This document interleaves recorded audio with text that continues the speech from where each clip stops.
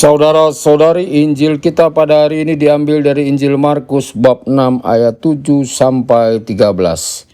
Sekali peristiwa Yesus memanggil ke-12 murid dan mengutus mereka berdua-dua. Ia memberi mereka kuasa atas roh-roh jahat dan berpesan kepada mereka supaya jangan membawa apa-apa dalam perjalanan kecuali tongkat. Roti pun tidak boleh dibawa, demikian pula bekal dan uang dalam ikat pinggang. Mereka boleh memakai alas kaki, tetapi tidak boleh memakai dua baju.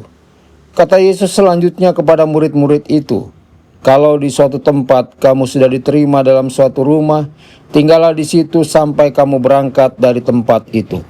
Kalau ada suatu tempat yang tidak mau menerima kamu, dan kalau mereka tidak mau mendengarkan kamu, keluarlah dari situ dan kebaskanlah debu yang ada di kakimu sebagai peringatan bagi mereka." Lalu pergilah mereka memberitakan bahwa orang harus bertobat. Mereka mengusir banyak setan dan mengoles banyak orang sakit dengan minyak dan menyembuhkan mereka. Demikianlah sabda Tuhan. Terpujilah Kristus.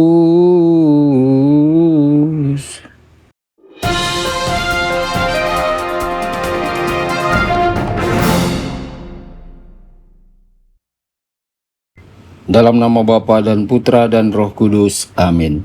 Saudara dan saudari terkasih dimanapun Anda berada, jumpa lagi dengan saya Romo Tedens dalam saluran Warta Kabar Sukacita. Semoga Anda semua dimanapun berada senantiasa dalam keadaan sehat dan bahagia. Injil hari ini mengungkapkan 3 gerak besar dalam kehidupan para rasul dan juga dalam hidup kita semua, yakni dipanggil, diutus, dan berbuah. Inilah pola dasar hidup murid Kristus, pola yang terus-menerus diperbarui di dalam gereja sampai hari ini. Setiap rasul dipilih secara pribadi oleh Yesus. Ia mengenal mereka luar dan dalam, bukan hanya kekuatan dan talenta mereka, tetapi juga kelemahan, kegagalan, dan pergumulan mereka. Namun apa yang dilakukan Yesus? Yesus tetap memanggil mereka. Inilah kabar gembira pertama bagi kita. Allah tidak menunggu kita sempurna untuk memanggil kita. Ia tidak menunggu kita bebas dari kelemahan. Ia memanggil kita dengan seluruh diri kita, karena Dialah yang akan membentuk, menuntun, dan menguatkan kita untuk menjalankan misi. Para rasul dibentuk oleh hidup Yesus sendiri. Cara Ia berdoa, cara Ia mengasihi, cara Ia mengampuni. Begitu pula kita dibentuk bukan hanya oleh kata-kata, tetapi oleh kehadiran Yesus dalam sakramen-sakramen, dalam sabda, dan dalam hidup doa kita. Saudara-saudari, ada satu detail yang indah dan sangat penting, bahwa Yesus mengutus para rasul berdua-dua. Yesus tahu bahwa mereka membutuhkan dukungan, penghiburan, kekuatan, dan teladan kasih dari satu sama lain. Begitulah rencana Allah bagi gereja. Tidak ada murid yang berjalan sendirian. Tidak ada rasul yang berkarya sebagai pahlawan tunggal. Yesus sendiri hidup dalam persekutuan dengan Bapa dan Roh Kudus. Maka gereja pun dipanggil untuk menjadi komunitas kasih. Kita membutuhkan orang lain dalam perjalanan iman ini, keluarga, sahabat, komunitas, dan saudara seiman. Saudara-saudari, para rasul tidak hanya mendengarkan perintah Yesus, mereka melaksanakannya.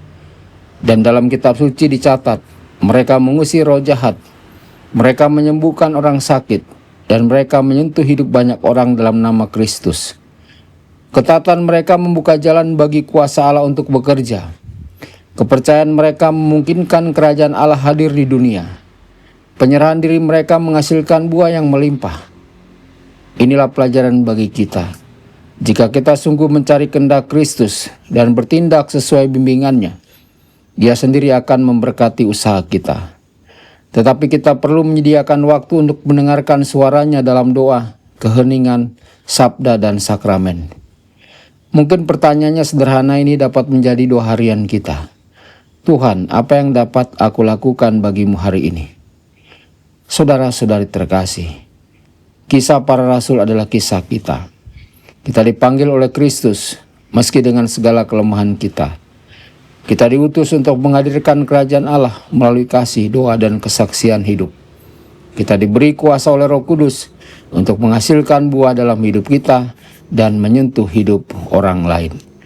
Tuhan Yesus memberkati Anda semua. Sabda Allah adalah kebenaran.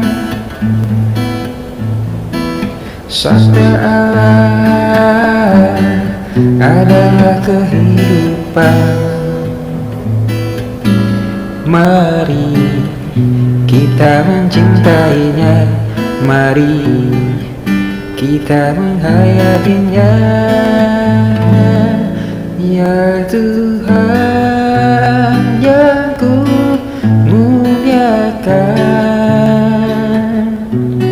sabdamu angkat resahku.